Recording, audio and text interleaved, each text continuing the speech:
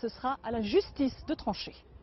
Merci beaucoup Nathalie. Et dans la loi en France, donc vous l'avez dit, c'est donc bien l'employeur, l'entreprise qui doit assurer la sécurité des salariés. Et regardez une autre inquiétude cette fois, du côté des chauffeurs routiers. Beaucoup veulent désormais faire jouer aussi leur droit de retrait, notamment en raison des conditions sanitaires qu'ils rencontrent sur les parkings de leur parcours. Jean-François Giorgetti avec Frédéric Renard.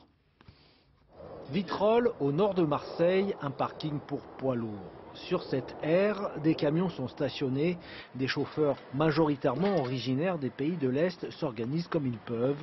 La station-service leur fournit de l'eau. Le restaurant qui se trouve à proximité est fermé depuis 15 jours. Les commodités ne sont pas accessibles, comme par exemple les toilettes ou les douches. Ce chauffeur qui transporte de la farine se lave comme il peut avec les moyens du bord. On prend le bidon d'eau, on se fait la toilette, minimum quoi. Et puis voilà. Comme les Polonais. Il y a 20 ans, on se foutait de la gueule des Polonais, mais maintenant on y est. Marc Fiaschi est délégué syndical CFTC dans une grande entreprise de transport routier. Il réclame pour l'ensemble des chauffeurs la généralisation des moyens de protection sanitaire et de meilleures conditions de travail, d'autant que beaucoup de stations-service sur les autoroutes ont fermé leurs commodités, ce qui rend la vie plus compliquée, surtout pour ceux qui restent longtemps loin de chez eux.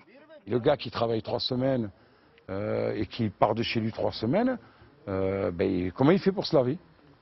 On n'a qu'à se retourner, là, vous filmez les gens qui sont à côté de nous, là, ils sont 4 à une table, ils sont là depuis samedi, vendredi soir, et je pense qu'ils doivent se faire une toilette de scout, comme on dit, mais c'est pas normal.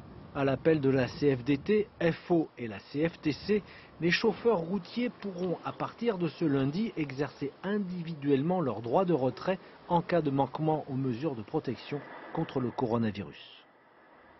Et face à la pénurie